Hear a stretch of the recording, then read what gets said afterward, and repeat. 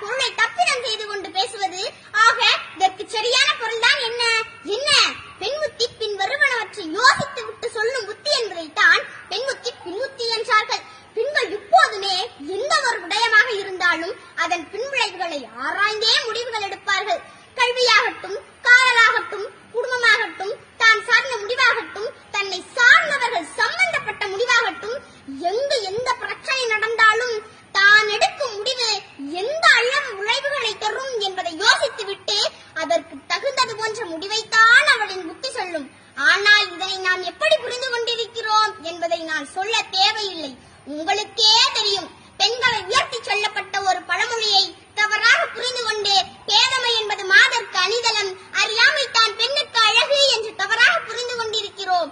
அதைத்தான் ஒரு ஆன்மீக கதை ஒன்று அழகாக சொல்லுகிறது. அசோகவனத்தில் சீதை இருக்கும் பொழுது அங்கிருந்த அரகிகளிடம் தப்பித்து வருவதற்கு சீதையால் முடியாமல் அல்ல. ஆனாலும் அனுமன் அங்கு சென்று நான் உன்னை தூக்கி கொண்டு ராமனிடம் ஒப்படைக்கிறேன் என்று கூறிய போது சீதை கூறிய பதிலில் இருந்து இந்த பழமொழிக்கு உண்மையான பொருளை நாம் அழகாக தெரிந்து கொள்ளலாம். எப்படின்னு பாருங்க.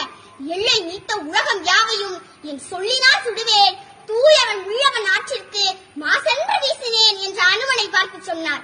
இந்த இடத்திலிருந்து நீ என்ன கூட்டிட்டு போயணும்னு அவசியம் இல்ல. வில்லவன் ஆற்றிற்கு, அதாவது வெள்போரில் சிறந்தவனாக விளங்கிய ராமனுக்கு அது கேவலம். ராமன் போய் கூட்டிட்டு வராம அவளா தப்பித்து வந்தாள் என்று மற்றவர்கள் சொல்லக்கூடாது. என்னுடைய கணவன் வந்து கூட்டிட்டு போனாதான் எனக்கு பெருமை. ஆகவே வில்லவன் ஆற்றிற்கு மாசு விளைவிக்க விரும்பவில்லை என்று சொன்னார்.